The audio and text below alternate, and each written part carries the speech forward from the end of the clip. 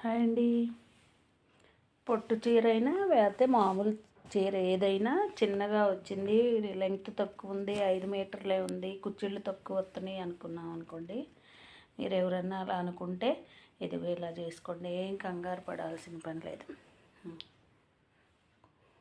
ఒక 1/2 metre 70-80 centimetres అయితే మనకు సరిపోయింది. చూడండి, ఆ క్లాత్ తెచ్చి ఈ ముక్కెలా అతుక్కుంటే మనం చూడండి, నేను అతికిచ్చాను.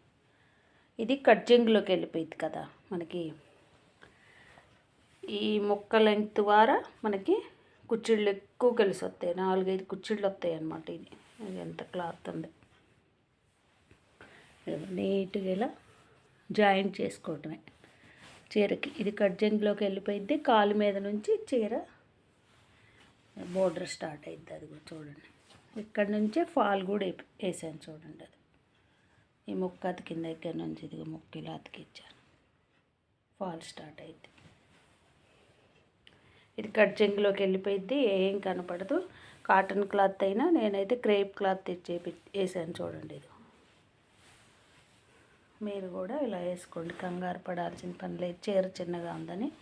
చీర కొంచెం పెద్దగా ఉన్న కుచ్చిళ్ళు బాగా వస్తేనే చీర అందం వచ్చిద్ది, బాగా కదిలాడుతా లుక్గా కనపడిద్ది. తక్కువ కుచ్చిళ్ళు వస్తే బాగా చుట్టుకున్నట్టు అనిపించింది.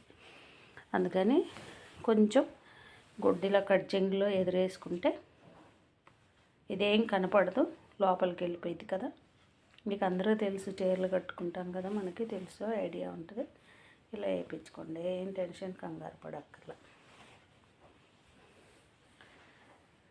నేను చెప్పిన ఈ టెక్నిక్ మీకు నచ్చినట్లయితే ఈ సలహా నా ఛానల్ సబ్స్క్రైబ్ చేసుకోండి, లైక్ చేయండి, షేర్ చేయండి. ఓకేనా? Thank you friends.